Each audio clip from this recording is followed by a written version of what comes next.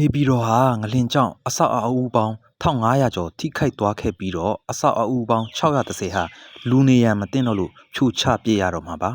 ဌာနဆိုင်ရာအဆောက်အဦတွေအပါအဝင်အုပ်ချုပ်ရေးရန်တရား80ရာခိုင်နှုန်းခန့်ဟာထိခိုက်ပျက်စီးသွားခဲ့ပြီးတော့ဌာနဆိုင်ရာတချို့ဟာရန်ကုန်ကိုပြောင်းရွှေ့လုတ်ကင်ကြရတော့မှာပါဗဟိုဘဏ်စီးပွားကူးသန်းလူဝင်မှုကြီးကြပ်ရေးနဲ့နိုင်ငံခြားရေးဝန်ကြီးဌာနတွေဟာရန်ကုန်ကိုရွှေ့ပြောင်းအခြေစိုက်ကလုပ်ငန်းလည်ပတ်ဖို့ပြင်ဆင်နေကြပြီလို့ဆိုပါတယ်။နေပြည်တော်မှာငလင်ဘေးဒဏ်ထိခိုက်ခန်းစားမှုအခြေအနေနဲ့ပတ်သက်ပြီးရှီရင်ဆွဲအဆောက်အဦ1556လုံးရှိပြီးတော့ပြိုကျတဲ့အဆောက်အဦ136လုံးပျက်စီးမှုကြီးတဲ့အဆောက်အဦက494လုံးရှိပါတယ်။ပျက်စီးမှုအလဲအလက်က489လုံးရှိပြီးတော့ပျက်စီးမှုအသေးက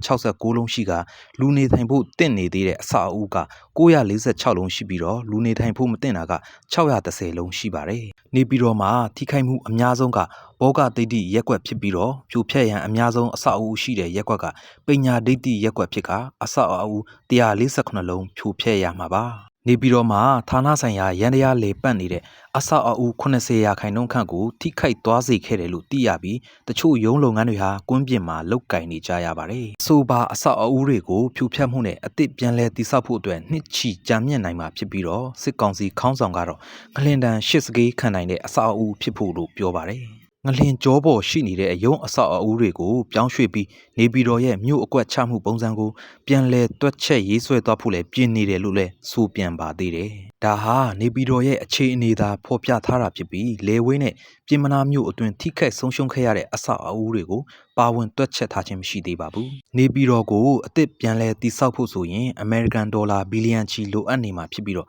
လက်ရှိမှာလုံလောက်တဲ့ငွေကြေးရှိမနေတာကတော့သေချာပါတယ်။2025ခုနှစ်မတ်လ28ရက်နေ့မှာပြင်းထန်စွာလှုပ်ခတ်ခဲ့တဲ့ငလျင်ကြောင့်စကိုင်းမန္တလေးနေပြည်တော်တို့ဟာထိခိုက်မှုများခဲ့ပြီးတော့ပြန်လည်တည်ဆောက်ဖို့ဒေါ်လာ9ဘီလီယံလောက်လိုအပ်နေတာပါစနစ်တကျစီမံခန့်ခွဲနိုင်ခြင်းမရှိစီးပွားရေးကျဆင်းနေတဲ့လက်ရှိကာလမှာမြန်မာပြည်ဟာပြည်ပကနေလုံလောက်တဲ့အထောက်ပံ့လည်းမရရှိသလိုငွေကြေးလည်းပြည့်စုံမနေပါဘူးဆိုတော့စစ်ကောင်စီဟာနေပြည်တော်ကိုပြန်လည်တည်ဆောက်ဖို့တောင်လုံလောက်တဲ့အခြေအနေမှာရှိမနေပေမဲ့စစ်အုံစည်းကိုတော့ဖော်ဖော်တည်တည်တုံးဆွဲကလေကြောင်းတိုက်ခိုက်မှုတွေလုပ်နေစေပါလက်ရှိပြိုကျပျက်စီးနေတဲ့အဆောက်အဦတွေလမ်းမကြီးတွေအပြင်လူနေအိမ်တွေကိုဖြိုချဖို့နဲ့ပြန်လည်ထူထောင်ရေးလုပ်ဖို့အတွက်ခက်ခဲမှုတွေရှိနေအောင်မှာဖြစ်ပြီးအဓိကကတော့နိုင်ငံခြားငွေကြေးပါ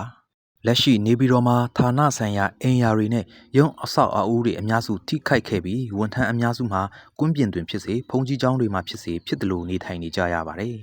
နေပြည်တော်ကယာယီကယ်ဆယ်ရေးစခန်း85ခုမှာအိမ်ထောင်စု2900ကျော်ရှိကကိုပိုင်အစီအစဉ်နဲ့တခြားကိုပြောင်းရွှေ့နေထိုင်တဲ့အိမ်ထောင်စုက23800ကျော်ရှိတယ်လို့သိရပါတယ်။အပြုံးမပြတ်ရုံးတက်နေကြရတဲ့ဝန်ထမ်းတွေအတွက်နေထိုင်ရခက်ခဲနေပြီးမိုးရာသီရောက်ရင်ပိုပြီးခက်ခဲကြက်တီးလာပွဲရှိနေပါတယ်။